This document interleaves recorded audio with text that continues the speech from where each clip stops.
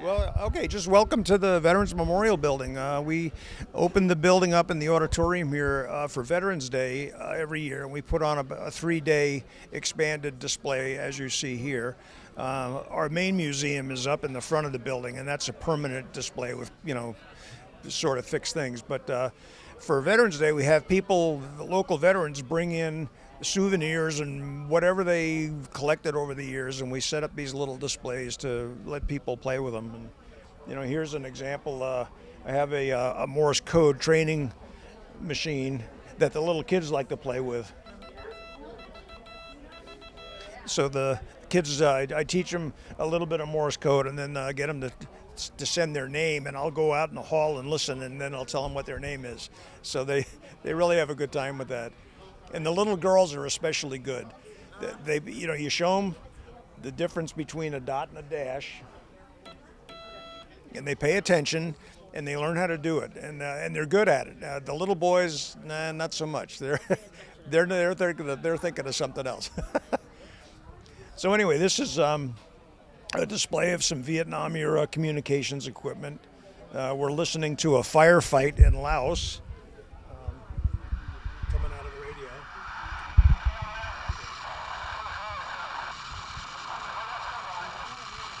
The point of that is you can hear that it's extremely confusing. There's a lot of people talking at the same time. There's gunfire going off. There's helicopters flying around, and it's static and just chaos. And so it's a good illustration of how that can get very difficult. So we have a little video going here of a Special Forces patrol that was actually using one of these radios. Here's a little clip that I took out of the video. So they were training some of the local natives how to operate radios and how to patrol and do that sort of thing.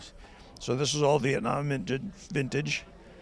And this radio, you don't, when you're in battle, you don't always have batteries, but you usually have soldiers. And so this thing is a generator that you crank to generate power for the transmitter. And you can see this guy is he's doing the job. But it's this radio is almost 70 years old, and it works great. I use it routinely. This was built in 1952, so it's 70 years old or thereabouts. And I'm a ham radio operator, and so on weekends I get on and I play with that thing and talk to my buddies up and down the West Coast in Morse code. So I use it routinely, and it works great. Oh, so that's yours? Yeah. This is my collection of junk. Artifacts, yes. Interesting museum pieces. Yeah, did you want to say anything about yourself, like you're in service? Oh, yeah, I was in the Navy and from 1971 to 1995, active duty and reserve time. And, well, I was on the USS Gallant, which is a minesweeper, and I had command of a PT boat that had been used in Vietnam, but right after Vietnam ended, the boats came to the U.S., and I had command of one of those and did that for a couple of years, which was pretty fun. And then I got to go to Desert Storm, so I was in Saudi Arabia for 6 months running around in the desert doing electronic warfare for the Navy, and that was a very interesting time. And my wife is also a naval officer. She's around here someplace. She's a Navy nurse, and so and she's got 40 years in. I only had 25. So. She had seniority on you. Yeah, well, she's senior to me, and she'll tell you that if you ask her. She outranked you. No, she's here having a good time too. But Yeah. anyway, no, I had a great time. I liked it. I just didn't like getting up at 5 o'clock in the morning. That was the worst part.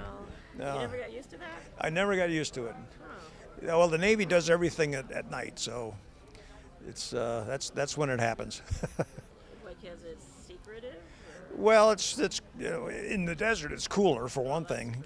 You don't get a whole lot done at noon, but no, things happen at night largely.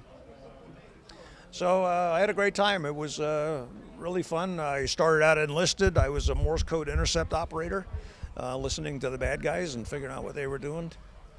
And as I said, I'm a ham radio operator, so I knew Morse code before I even went in the Navy, and so that got me in that business.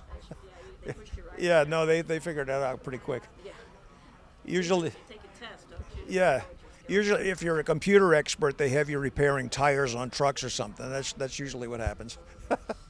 So, well, anyway. The use of your skills. Oh yeah. It just keeps you broad. That's the idea. Well, anyway, thank you very much for coming, and I will hand your mic back to you. Thank you very much for your time.